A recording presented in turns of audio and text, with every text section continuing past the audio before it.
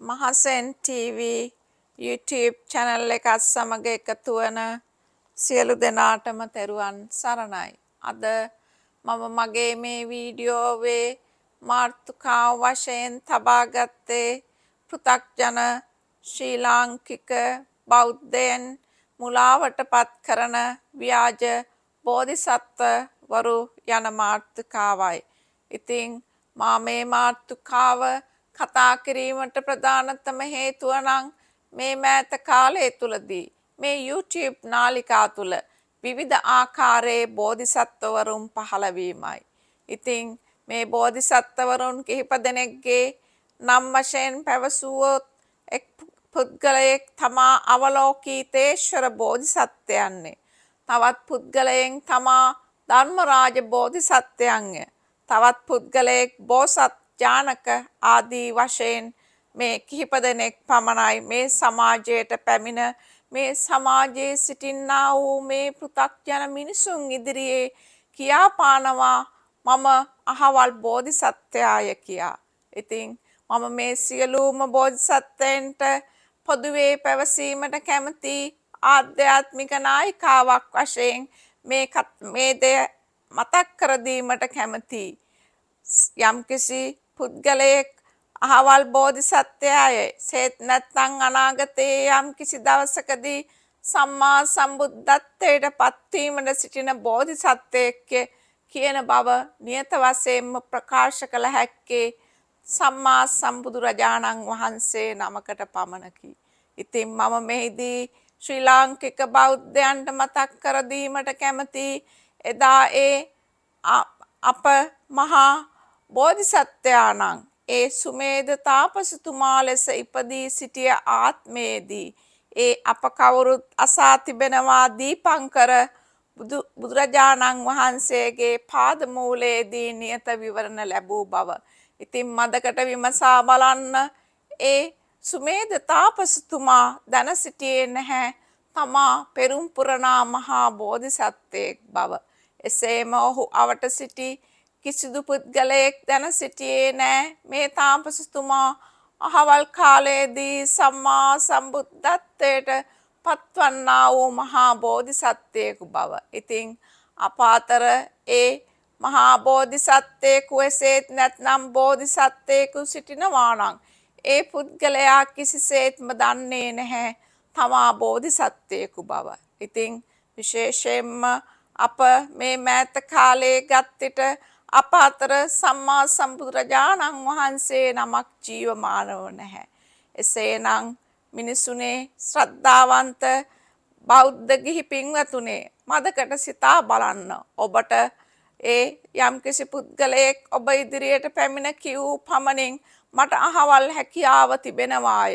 මට මේ පුද්ගලයන් විසින් අහවල් පුද්ගලයා මෙන්න මේ ප්‍රසිද්ධ පුද්ගලයා නැත්නම් ඩයනා කුමරිය මයිකල් ජැක්සන් වගේම ආදී පුද්ගලයන් මේ මරණයට පත් වූාට පසුව අහවල් ආත්මේ ඉපදී සිටිනවාය. එසේත් නැත්නම් මේ ඉන්දියාවේ සිටින්නා වූ මේ අමිතාබ් බච්චන් ඇතුළු පවුල අහවලුන්ගේ ආදී වශයෙන් මේ ප්‍රකාශ කරනවා. ඉතින් මදකට විමසා බලන්න මිනිස්සුනි මේ පුද්ගලයන් මේ දේවල් ප්‍රකාශ කරන්නේ පෘථග්ජන ඔබ ඉදිරියේ නේද? මෙසේ ඔබට හැකියාවක් තිබෙනවාද මේ අනුන්ගේ සිත් දක්නා නුවණ හෙවත් පරතිච්ච විචාරණ ඥානයක් නැහැ නේද? එම ඥානෙ තිබෙන්නේ සම්මා සම්බුදුරජාණන් වහන්සේ නමකට පමණකි. ඔබ කියනවා නම් අහවල් පුද්ගලයා මම දුටුවා මේ YouTube නාලිකාවල මේ පුද්ගලයන් කමෙන්ට්ස් දාලා තිබෙනවා ඔව් එහෙනම් මෙහි මහා බෝධිසත්වයෙක් ඔහුට අපහාස කරන්න එපා කියා.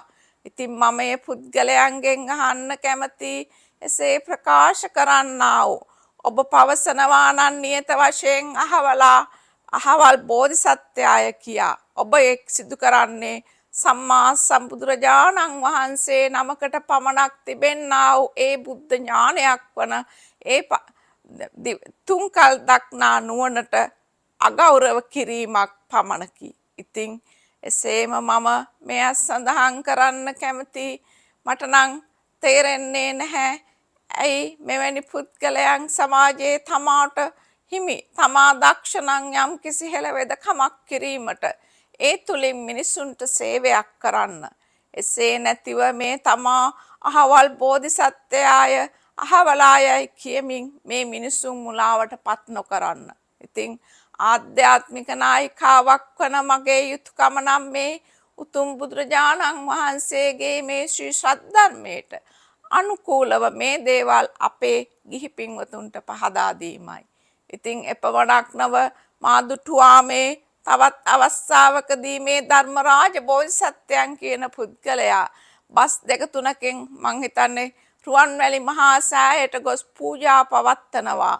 ඔහු පවසනවා මේ මම මහා සම්මත මනු රජු ලෙස ශක්‍ර දේවයන්ද්‍රයන්ගෙන් මේ පිදුම් ලබනවා. එසේ නැත්තම් මට ඒ පදවිය මහා සම්මත මනු රජු කියන පදවිය සක්දෙවිඳුගෙන් ලැබෙනවා කියා ඔහු මේ තවත් පිරිසක් සමග රුවන්වැලි මහා සෑයට ගොස් පූජා පවත්වනවා.